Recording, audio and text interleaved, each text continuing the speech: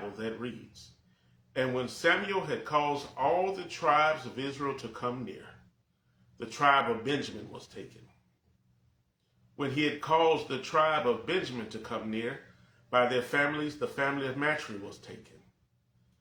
And Saul the son of Kish was taken. And when they sought him, he could not be found. Therefore they inquired of the Lord further, if the man should yet come thither. And the Lord answered, Behold, he hath hid himself behind the stuff. And they ran and fetched him thence. And when he stood among the people, he was higher than any of the people from his shoulders and upward." My brothers and sisters, I want to talk to you with this thought in mind. Come out, wherever you are. Come out, wherever you are. Reverend Dr. Anita Phillips, who gives the story, I love listening to her on Sunday, pastor of one church, L.A. It's the Reverend Dr. Anita Phillips who gives the story that she tried to dodge ministry, called to ministry at a young age as a teenager. And she tried to dodge ministry. She tried to dodge active ministry and being in front of people and even being in the pastorate by saying she would never date a minister. She figured dating a minister or even a pastor would propel her into that limelight, propel her into being in front of people further than what she had been, and she was trying to avoid that.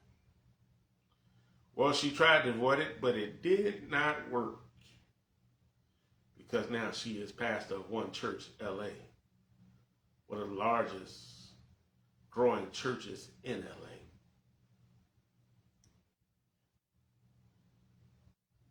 She had to come out from where she was, yes. In the context of our text, the people have asked God for a king. They want to be like everybody else. All the other nations have a king. Why don't we? Why can't we? Why can't we be like the Joneses, the Hittites, the Amalekites, and all those other sites, kites, ites, and tights? We only have a God. We don't have a king. Well, Samuel, who was prophet at the time, Samuel was prophet, Samuel was pastor. He felt like they were kicking him to the curb, and they wasn't. God said, no, they're kicking me to the curb. But don't worry, I'm going to give them what they want. I'm going to give them what they want. They will wish they hadn't got it, but I'm going to give them what they want. I know sometimes we get what we want and lose what we had. Okay, but anyway, continue with it. So Samuel has a meeting with Saul, talks with him, tell him what the Lord got coming down the pipe for him. Gives him instructions on some things to do, some people to go spend time with, as he develops into this king he's going to be, this prophet he's going to be, the man that God is going to have him to be. There's some training. There's some things you need to get. I'm going to lay this anointing on you, but there's some things you're going to have to get before you go before the people. That's one of the problems we're facing today, y'all. Y'all know me and my sidebars. It's one of the problems we're facing today. Two people are just going out, and they're not being trained. They're not being purposed. They just going out there. Hey, somebody told them, hey, go, and they went. I'm going to get off. I ain't going to get on that soapbox, though. So, as we come into the text, read the 10th chapter, 1 Samuel, when you have time. Put that on your study list. As we come into the 10th chapter, into our text, Samuel is calling the people together to present the person that God has chosen to be their king. And when Samuel gets down to the denouement, yeah, it's French, the point where the suspense is relieved, Saul, nowhere to be found. Imagine this. He's called everybody together, the whole nation. Now he breaks it down to tribes. Everybody like, oh, I'm out. Okay, he won't be one of us. Then from that tribe, he picks family. Okay, who in the family? You know how people are like, man, who's going to be? Who's going to be? I wonder who it's going to be. It ain't that somebody that section. Who is going to be? Everybody wondering, and then when he says who it is and the man ain't there, everybody like, are you sure, Samuel? Yeah. Are you sure, God? Yeah. Well, if he gonna be king, where he at? And God says, look over there hiding behind the stuff. Now, some translations of this text read baggage. Some texts read equipment, and some, like the King James Version, says stuff. So let's put a pin right there. Let's put a pin right there and deal with baggage, equipment, and stuff for just a few minutes. Walk with me, talk with me. It is quite common to find people hiding behind baggage. Walk with me, talk with me. So you have people that won't date, won't get in a relationship, won't get married because they had a bad relationship in the past. You have people who won't date, won't get in a relationship, won't get nobody a chance, won't marry because they have trust issues because they got betrayed in the past.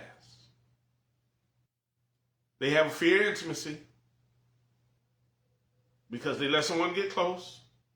They bear it all. They felt free with this person. They felt comfortable with this person. They gave them their heart. Their heart got broken in the past. They got married. They were so happy to be married. The marriage didn't work out in the past. They had a bad divorce. Don't want to go through that again in the past. Even some people experience death of a mate. Don't want to go through that again. Don't want to take a chance that might happen again. So I ain't going down that road. You have people who won't try to advance in business, finance, or employment because they have past failures. Things didn't go good when they tried before. It didn't get off the floor. They have insecurities. Oh, I can't do it. I don't know how to do it. So they don't even try to do it. And they have an average, I don't qualify. I don't qualify for the loan or grant to get the business going. I don't qualify for this card. I don't qualify for this job. I don't qualify for this position. I don't qualify, so they never take a chance because in their mind they have inadequacies. There's fear. They have debt from the past, poor wealth management skills, and so they don't even try. They don't even see what options are out there to help them. Some people won't go to church, or they go to church and won't get involved in the ministry, or they don't believe in organized religion because something happened in the past. They went there for the wrong reason. Things wasn't what cracked up what they thought it was going to be. Maybe that person broke up. They saw that person to be something other than the person they betrayed in church. Some call it church hurt. I call it unresolved trauma. So they don't have nothing to do with church ministry or organized religion. Had a guy once say, he just come to church, hear the word, give his money because he experienced some things in church, in the church he had been in before he was at the church he at, or was at the time. And he felt that some of the people in the church were worse than the people he dealt with in the street. So he didn't want to get involved because of unresolved trauma. See, people show up to church, some people, with this mind of perfectionism. It's church. Everybody's supposed to be saved. Everybody's supposed to be holy. Everybody's supposed to be doing right. And when things ain't like that, when things ain't 100% perfect, they don't want to go to nobody's church because church folks is messed up. They got disappointed because something had happened in the past. Some people have insecurities. They don't fit in where the Lord is telling them to go. Some people have inadequacies. I don't have what it takes to be there or to do this or that or the other. And so they don't go. Something happened in the past. Some folks Won't be around family and friends. Or certain family and friends because they carry guilt and regret from the past. Something they did, something they feel sorry for, and they just can't face the people. Or something happened to them. Somebody did something to them, and they haven't forgiven them. They're holding a grudge. So they don't go around. I have a friend right now who got bullied as a kid that says if she ever sees that bully, or if they ever see that bully, I won't say he or she, I said it already. If they ever see that bully, they'll probably blow their brains out because they still holding on to that from when we were little kids. Some people encounter toxic behaviors among family and friends that they just can't handle, they don't want to deal with, so they stay away. Toxic behaviors of the past. That person probably ain't like that no more, but they never will know because they won't come around them. It's for some people, something happened in the past that is unresolved, and it hurts them so bad to even think about it or talk about it, they just don't come around. My brothers and sisters, baggage is anything that we carry around that hinders us, hinders our progression, or stops us from getting where we need to be or doing what we need to do. So let me ask you, do you know a person who uses their job life, their work ethic, or their position as a means of not having time for social life? Do you know someone who uses their work life and their home life as an excuse for not having a social life or even an active prayer life? I'm too busy. I got work. I got the kids got practice. I got to take them here. I got to do this. I got to do that. I just don't have time for anything else. Sidebar in the middle of what I'm saying. People make time for what people want to do. Getting back to it. Do you know someone who uses their church life, their prayer life, as a reason for not having a social life? And even in some cases, for forsaking home and family. Too busy with church. So wrapped up in Jesus and church. Even Jesus went out and had fun. He went to a wedding in Cana. That's recorded, and I know there's a lot of stuff that wasn't recorded. Jesus went out and had fun, and he was Jesus. So if Jesus can take a break from church to go have fun, why can't you? Okay, getting back to it, not getting on that soapbox. Do you know someone who cites their position in the church or their activity associated with a particular board, auxiliary, or subordinate ministry as the cause for their not going forth or growing forth as the Lord has instructed? You know anybody like that? Well, let me tell you, anything that serves a purpose, anything that is useful, anything that we have, anything that is necessary for our substantiation, anything that is essential for our livelihood, anything that is required for us can easily be classified as equipment, and some of us have a proclivity of hiding behind equipment. In our context, Saul hid behind what he had. Saul was a warrior. Saul was a soldier. People knew that. But see, people didn't know what Saul and Samuel talked about. People didn't know Samuel had already laid hands and anointed Saul to be the king. He didn't know that Saul had went hung with the prophets and received the gift of prophecy. No, people didn't know that. Those that saw it, Samuel did not. Tongue tied between the two S's. People who saw it, Saul denied it. No, I ain't no prophet. No, I ain't got to give prophecy. That was just a lucky guess. Even when Saul went and sat down with his uncle asked him, he said, Saul, what happened? You went and met with Samuel. You went and hung out with the prophet. You've been gone a while. Been gone, man, I don't know how long. How long you been gone, y'all? Some days, weeks, months? You been gone a while, man. We ain't heard nothing from you. Don't know what's going on. What's up? What happened? What did he say? What y'all do? Oh, nothing. And he's talking about this and that. Nothing major. Nothing to worry about. Nothing to talk about. He denied it. He hid behind his equipment. My brothers and sisters, there are times when we hide behind baggage. Things in the past that we carried with us. My brothers and sisters, There are times when we hide behind equipment, the things God has given us to use, but we hide behind it. And there are times when we hide behind stuff as a means of avoidance. Stuff, come on. Let's talk about stuff. See, there's a plethora of things that can be stuff. But I want to talk about one thing that we commonly use that can be classified or categorized as stuff. Excuses. Excuses. We hold the excuse of our past. Well, somebody might bring my past up. I know what I'm trying to do, but if they bring my past up, I'm going to look bad.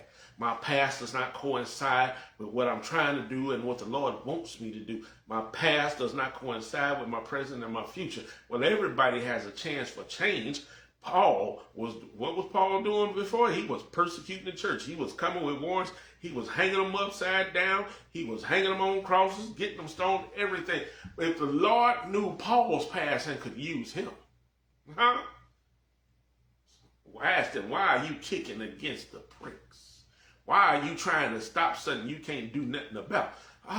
If the Lord don't hold nobody else's past against them, if he's used liars, thieves, murderers, why can't he use you? You couldn't have did nothing no worse than what the others did. He even used a man that he knew would be a betrayer. God put a betrayer, a thief, and a betrayer in the presence of his son and used him.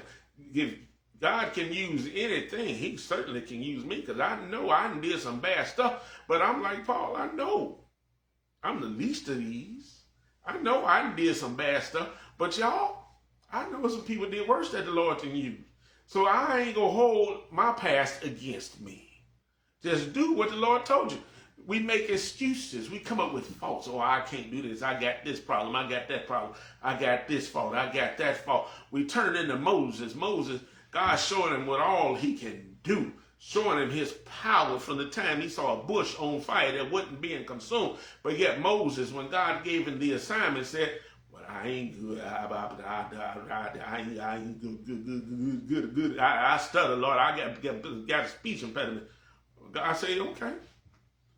I'm going to send Aaron with you because he talks perfectly. He is very eloquent in speech. I can't tell somebody God fixes faults. We use the excuse of lack, what we don't have, the experience we don't have, the money we don't have, anything that we can think of that we don't have as an excuse.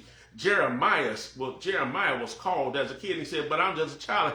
God said, oh, don't say you just a child, because I can use anybody. I came to tell somebody morning, God does not accept excuses, so stop giving excuses. Yeah, we like to say life is lifing.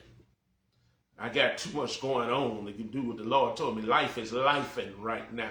Let me get my life together. That's what some of the disciples that Jesus was calling was telling him. Oh, I got a couple loose ends I need to tie up first. I don't mind doing it, but I got some loose ends I need to tie up first. My daddy did. Let me go deal with that, and I'll come back to you.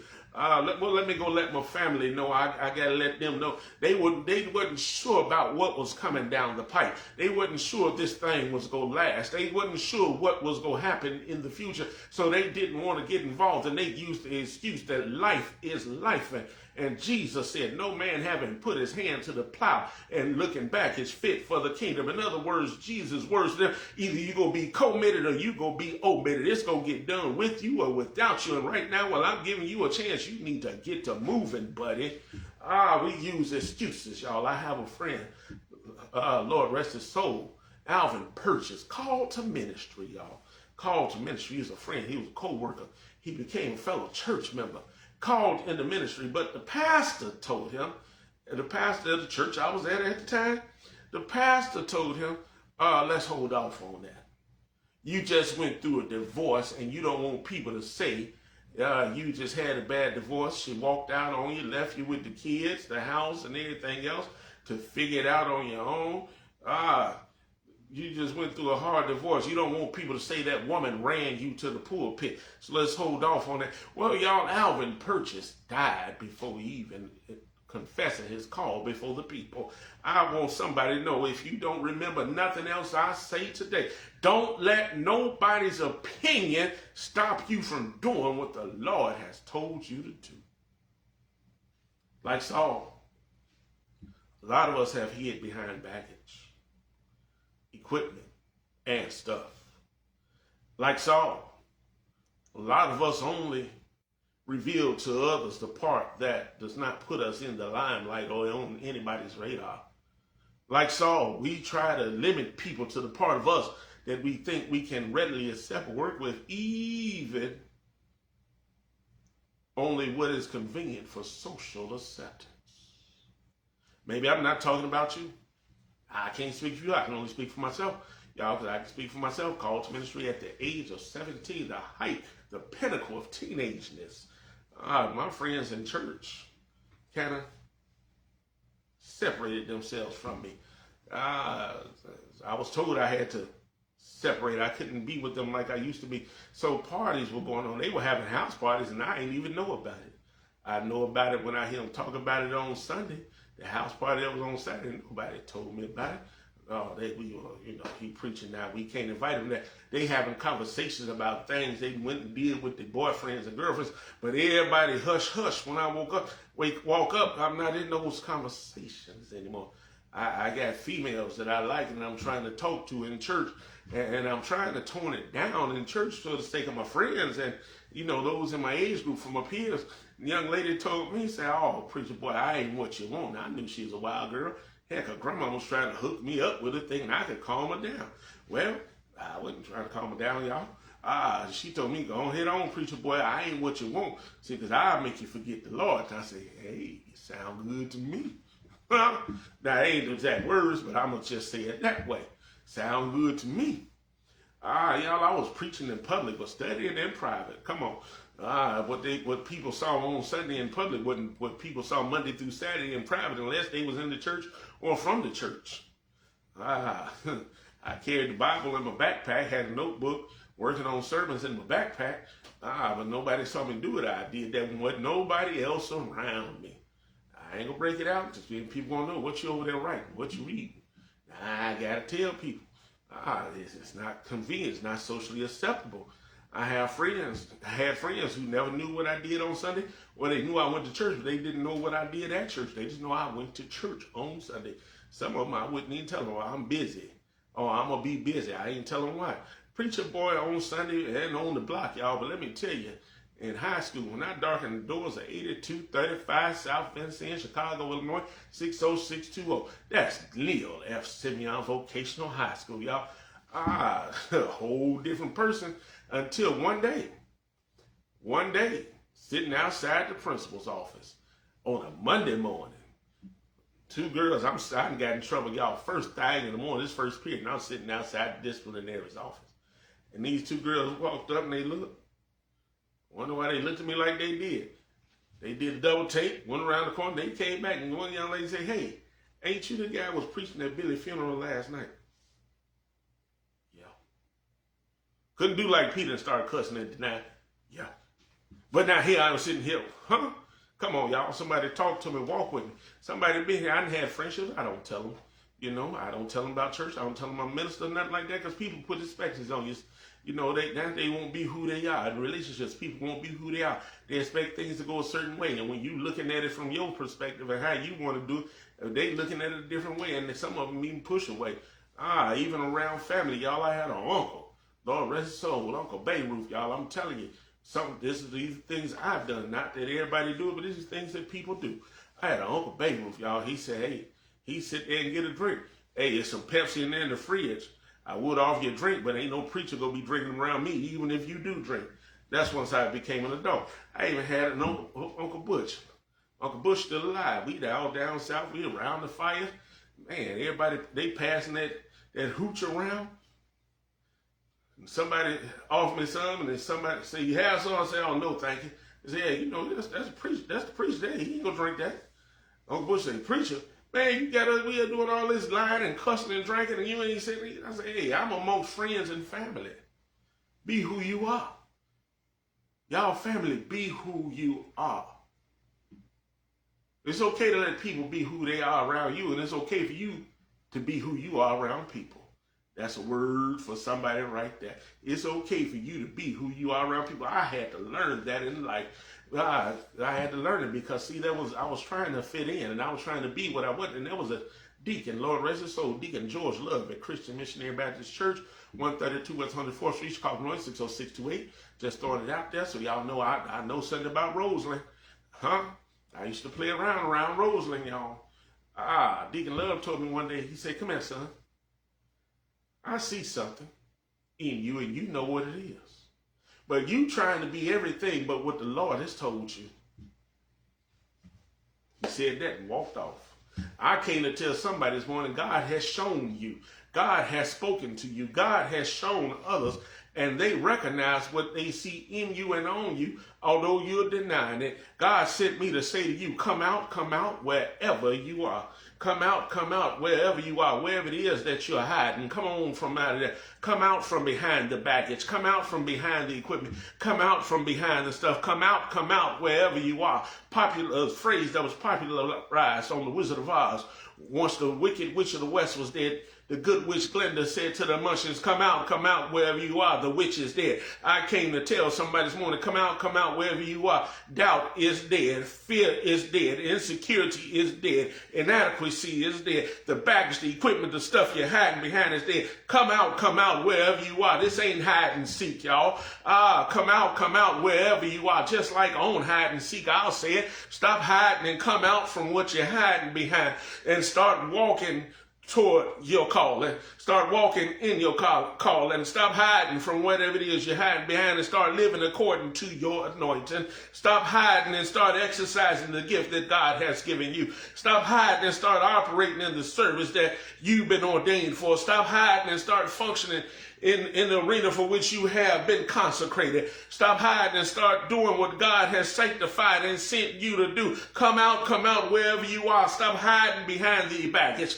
Stop hiding behind the equipment. Stop hiding behind the stuff, because I came to tell you something. Just like Saul, you're too big to be hiding. God has already lifted you up above the people. God has already lifted you up above the stuff. Said he was head and shoulders above the people. Not that he was so high and mighty, or that he was so holy above everybody, so great above everybody to look down on them. But God has already placed you in the position for which he has called you. Come out wherever you are and do what it is that God told you. Stop worrying about opinions. Stop worrying about the past. Stop worrying about how people go see you. Stop worrying about the future and what's going to happen. Come out wherever you are.